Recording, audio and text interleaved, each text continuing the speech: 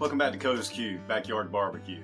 I'm out here on the back patio today. It's a beautiful 80-degree November day, more like a mid to late September day actually, temperature-wise. But what better way to put a video together right before Thanksgiving, doing a little bit of practice with a Butterball 3-pound turkey breast roast. Plan on doing just that and not a whole turkey like we have in the past. Just want to do something a little bit different. Seen a couple of videos from Chuds and How to Barbecue Right and a couple of other folks, and I thought it was a good way to go about it this year and feeding the family and a little bit of a twist on it. So come along, we'll see how we put this thing together. All right, we're back and we got this thing fully trimmed. All the sinew and so forth and loose pieces. Once you get it out of the packaging, you can tell it's a little bit gangly, but overall it's a pretty piece for a 3-pounder. Should smoke up nicely. You can tell that it actually has already some herbs and a solution was inside the Butterball packaging, which I read that to be the case. So that means I didn't have to brine it.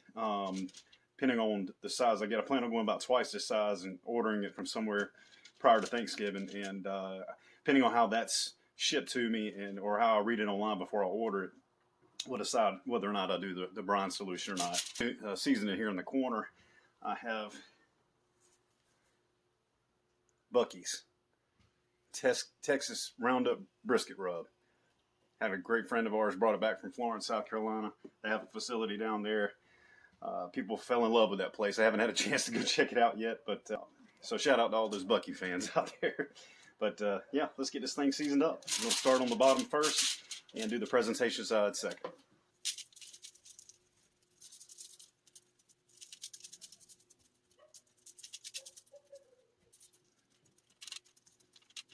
That brisket rub, it's primarily got garlic, turmeric, cumin. It may have a little bit of pepper. Obviously, we're not trying to add any additional salt because that was part of the solution that was already included inside the packaging. So now that we've got that adhered to, we're going to add fresh ground pepper.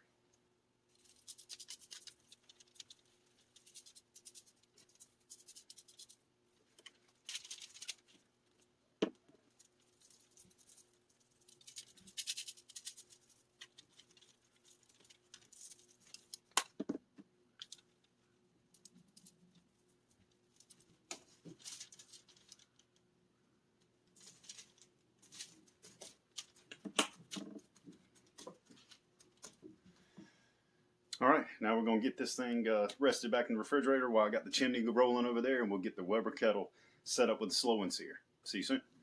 All right, so we're back out here at the Weber kettle. I've got the slow and sear set up with the majority of the charcoal off to the left side here, and I'm going to put a chimney, about the 3/4 of a medium-sized chimney, into the right side with somewhat lit charcoal, not all of it, but a good blend of mostly lit charcoal, and it's going to work its way from right to left, and we're going to set up the cherry wood to where it gets to it, you know, throughout the process, and then throws a nice kiss of smoke onto the turkey breast.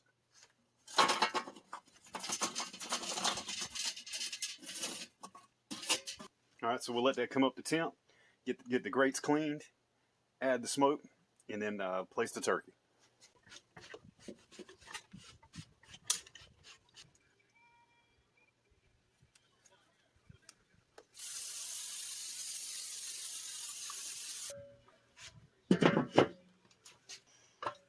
All right, so this thing is ready. We're going to be cooking it roughly about, I'd say, anywhere from 245 to 270 or so, depending on how hot the grill gets. I don't expect it getting real warm. I got the things wide open on the bottom, and I'd say about 20% open on the top, maybe even a little less, but I'm going to try to hold a little bit of that smoke in because cherry wood's very, very light, and we're using 3 sticks of that here. So I'm going to go ahead and throw that in and get one of those kind of moving. This one over here to the side when it finally gets to it. Throw the turkey with the fattest side closer to the heat source, so it'll cook a little more even that way. I'm going to start probing it here in probably about an hour. Going to get it to roughly about 140 degrees, and then I'm going to start basting it with a little bit of butter once the bark set in.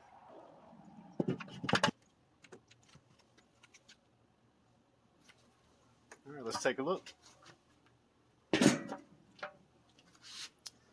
Oh yeah, that's getting it in there. You notice I've got a little bit of butter over here that's melted off. Been lightly basting it off and on. Hit that again. I attempted, it was about 140.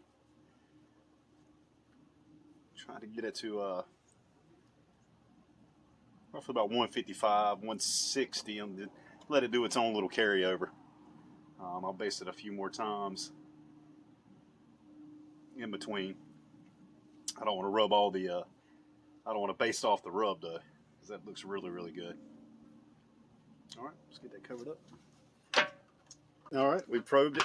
Everything looks good from the center. The ends are a little warmer, anywhere between 165 and 170. Obviously this flat spot here, but I've got it off further away from the heat. It's right around that higher point. The corners, higher point, but dead center is right at that 160 that you're looking for. Where it's safe to eat, it's tender, it's gonna be juicy, it's gonna be perfect. Into this,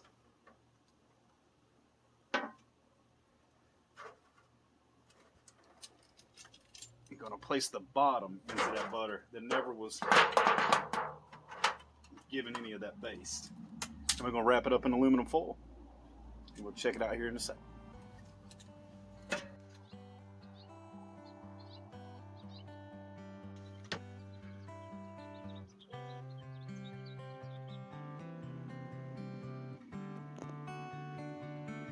That was spectacular. It only took roughly 1 to 2, maybe 3 hours, depending on the size of the bird that you decide to purchase. And this one was only 3 pounds, and so it only took roughly about 1 to maybe an hour and a half total process, cooling off and everything too. So it was really, really easy, but probably one of the best birds I've ever cooked. We're gonna try one a little bit bigger come Thanksgiving. This was a trial run. I suggest you do that whenever you're entertaining people like that and you're trying to smoke something. It's a little bit different process than your normal oven cooks and your fry cooks and stuff like that. So you want to make sure that you put out a good product, because I mean, you want to impress people. We all do. But the bottom line is you want to put out good food, and doing it this way will ensure that you have that opportunity to do so. So I highly encourage that. I'll put a couple of different videos in the description box of some of the people I look up to and that I get the ideas from. Also, like and subscribe if you like what you see.